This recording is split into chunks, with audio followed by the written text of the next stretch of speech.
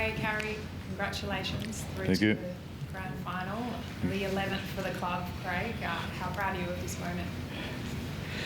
Yeah, I'm sort of probably had time to think about Lara too much, but I just, just how the game went today. It was one of the, I've been involved in a few games, in my lifetime, but that was one of the strangest ones. I thought, the start, and then that start, and then all of a sudden we were, was it 22-6 in front, and then all of a sudden it was, it was 24-18, and they were coming after us then, and then the score would be like it was at the end, like I say, it's really, a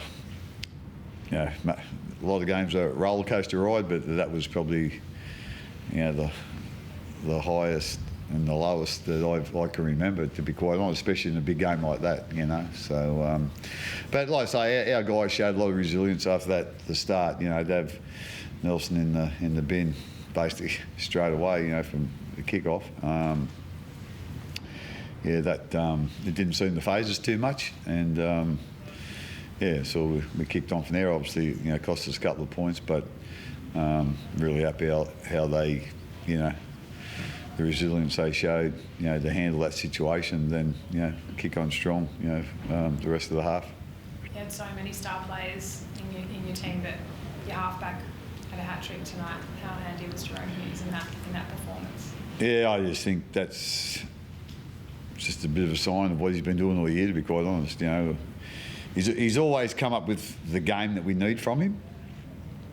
Sometimes it might be, a real good kicking game. Sometimes it might be a real good running game. Sometimes it might be just organising and passing. He can just pick, or he seems to be able to pick what the team needs, and he can just come up with that game. He's very versatile in that, his position.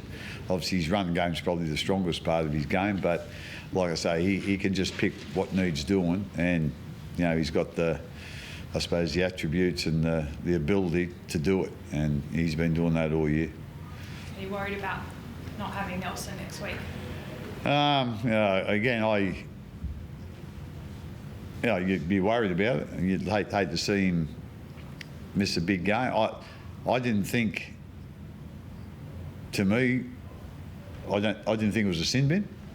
Penalty, I thought, was fair enough.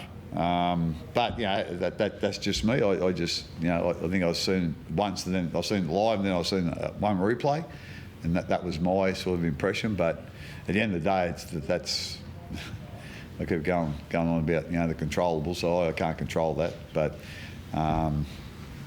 we'll have a closer look at it. But I didn't think there was a whole heap in it. Harry's got something on his calf. I think Jerome had an issue with his neck. Nick Meany an issue maybe with his knee. How are they?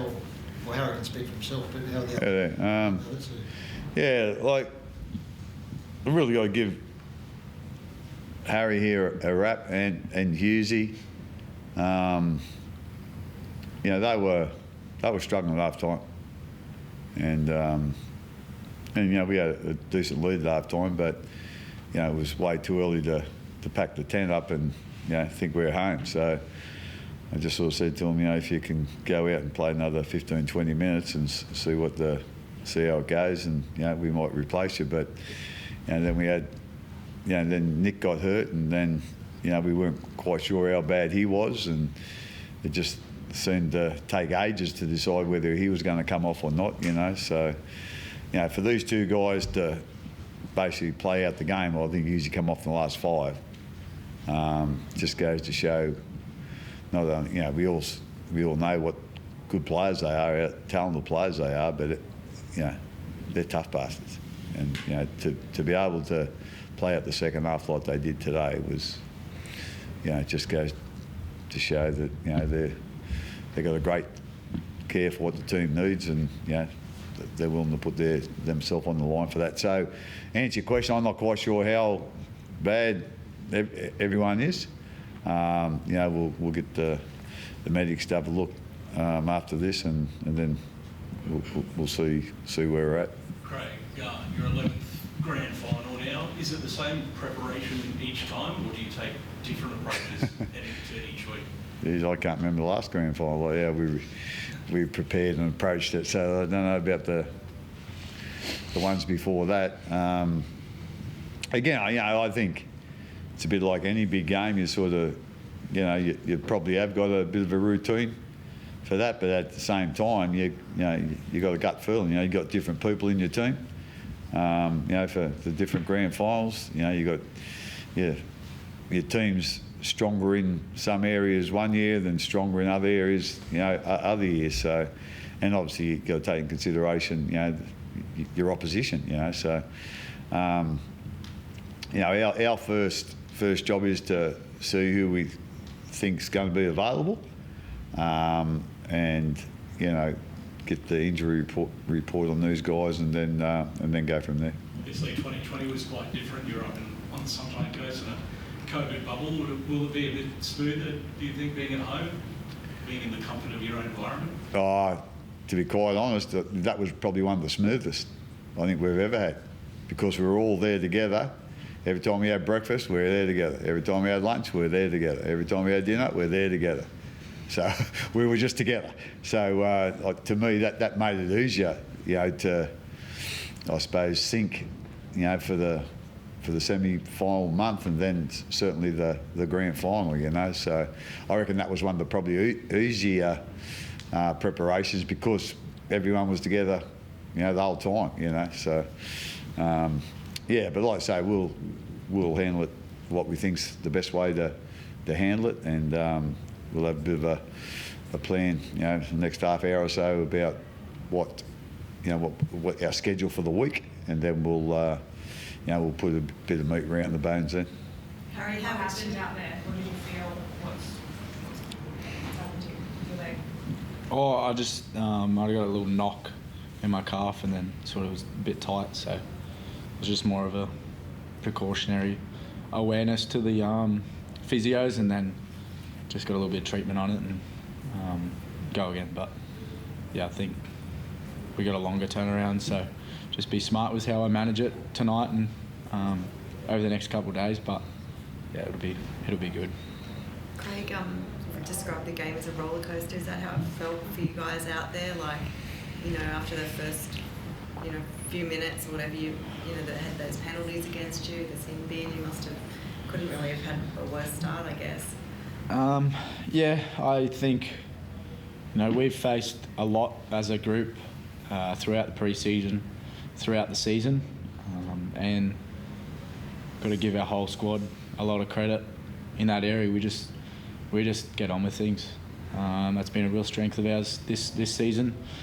Pre-season carried into the season. We've won plenty of games from all different positions, and tonight was no different. I think you can't take away from the Roosters and the players they have, the attacking threats that they have, and obviously the start wasn't ideal, but I felt like we were very good at getting ourselves back in the game. We learned a lot of lessons throughout the year as well with that, and then obviously the start of the second half, that's not how we wanted to start, but you got to take it. In the Roosters team style of play, they changed a few things, and we probably missed a few things there, individually and collectively as a team, and then they were back in striking range. But I think, like I said, we did a really good job to wrestle things back and get back on with the style of footy that we wanted to play, and yeah, it rewarded us in the end. You obviously don't know who you're playing, but can you give us an idea on, obviously being Cronulla or Penrith, can you give us an idea on those two teams and what sort of challenge they'll present next week? Well, it's hard. I think it's going to be enjoyable for us to put our feet up, watch that game tomorrow night, knowing and we're there next week. That's what you set out to do as a team at the start of the year. You want to be in the grand final, and ultimately you want to win one. So that's probably something that we can enjoy.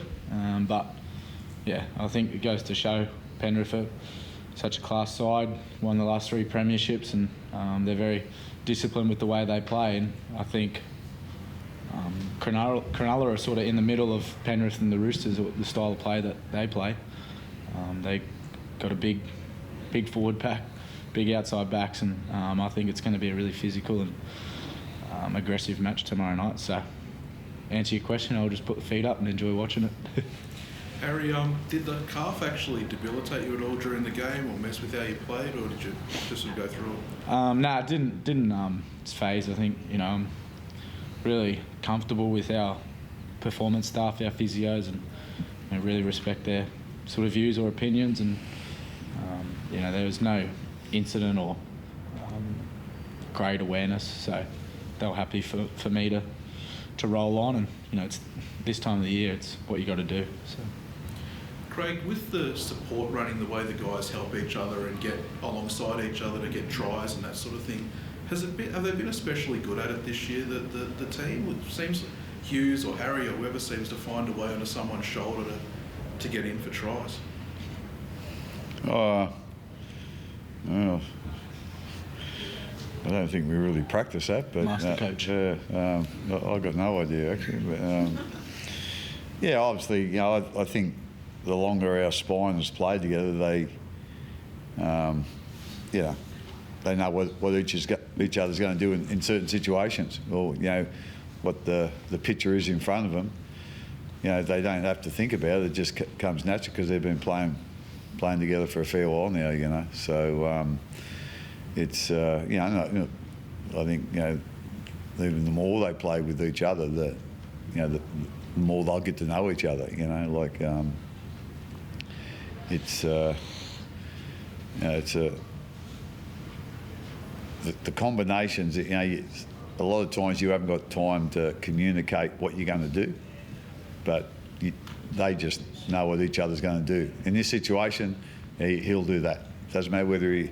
The good thing about our blokes, they don't. It doesn't matter whether they're tired, they're under fatigue, under pressure, whatever. They'll still get that job done. Whereas I think when they're a bit younger and whatever, sometimes if they're a bit tired, but they won't turn up where they should be turning up to. And I think our guys have been through that, and they know that they just won't let each other down now. But what about maybe players maybe like Trent Liero and Josh King probably don't get the raps they deserve, but they seem to have really taken their game to another level this year. What have you made of their contribution? Me? Well, they probably don't get too many raps outside the club, but they get plenty of raps here. They always feature in our the do's, not the don'ts.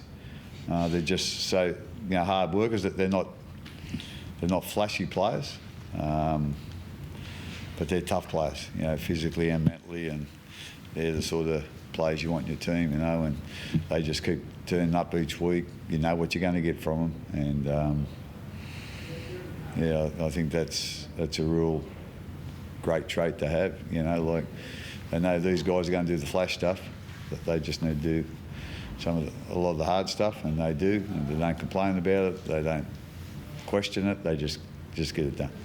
Craig, there's been 2 blokes in 2 weeks now getting knocked out from kickoffs. It's been a bit of a debate. It's sort of been simmering, this debate about the kickoff and whether we should modify it or change it. Do you have a view on it?